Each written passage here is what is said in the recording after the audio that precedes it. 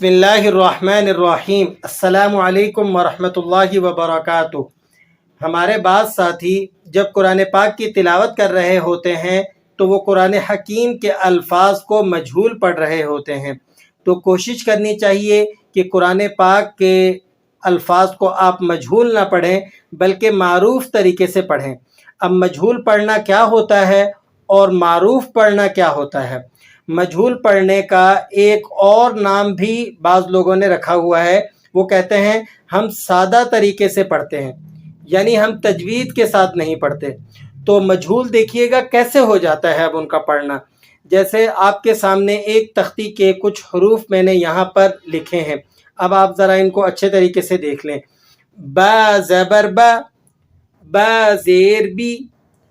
اب اگر کوئی اسے اس طرح سے پڑھے تو ایسا پڑھنا اس کا معروف ہے، یہ درست ہے، با زبر با، با زیر بی۔ لیکن اگر کوئی اسے اس طرح سے پڑھتا ہے با زبر با، با زیر بے، با زیر بے، اب اگر اسے نورانی قاعدے میں اس طریقے سے ادا کرتا ہے با زیر بے، تو پھر جب وہ سورہ فاتحہ میں اسی لفظ کو پڑھے گا کس طرح سے، الحمدللہ ربی، تو یہاں پر ربی کو وہ رب پڑھے گا، رب العالمین۔ ڈیفینیٹلی اسی طرح سے وہ اس کو ادا کرے گا کیونکہ اس کی عادت ہے مجہول پڑھنے کی، وہ اسے رب العالمین، رب الحمدللہ رب العالمین، لیکن اگر آپ اسے قاعدے میں درست کر لیں گے، با زیر بی آپ نے اس کو پڑھا ہے قاعدے میں، تو پھر آپ سورہ فاتحہ میں بھی جب اس کو پڑھیں گے تو پھر آپ اسے پڑھیں گے رب العالمین۔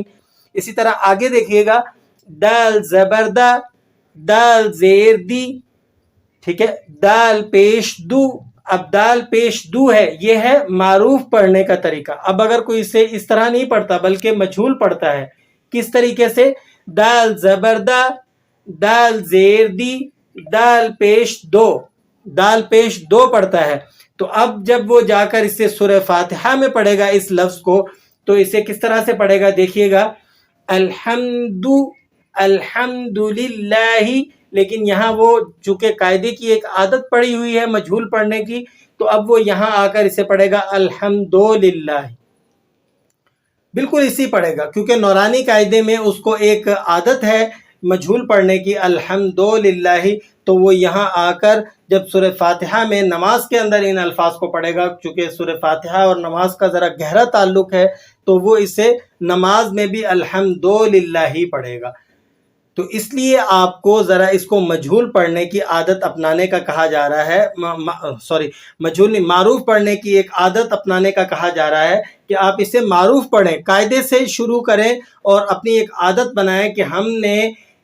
ان الفاظ کو، خاص طور پر حرکات والے الفاظ کو کھینچنا نہیں ہے، مجہول نہیں پڑھنا، تو اس سے ایک عادت بنے گی۔ جس طرح ڈاکٹر کہتے ہیں آپ نے تختی نمبر 4 کو 10 دن تک صبح دوپہر شام اور مختلف الفاظ پر اس کی مشق کرنی ہے تاکہ ایک عادت پڑے آپ کو معروف طریقے سے الفاظ قرآن کو پڑھنے کی۔ تو آپ نے اس کو مختلف الفاظوں پر اس کی مشق کرنی ہے، جس طرح با زبر با، با زیر بی، با پیش بو، اسی طرح دال زبر دا، دال زیر دی، دال پیش دو۔ تو اب جب آپ اس کی مشق اس طریقے سے کریں گے تو انشاءاللہ العزیز اللہ کی ذات سے امید ہے کہ آپ کی معروف پڑھنے کی ایک عادت بن جائے گی۔ آگے چلیے گا، ایک اور آیت ہے قرآن حکیم کی، ذالک الکتاب،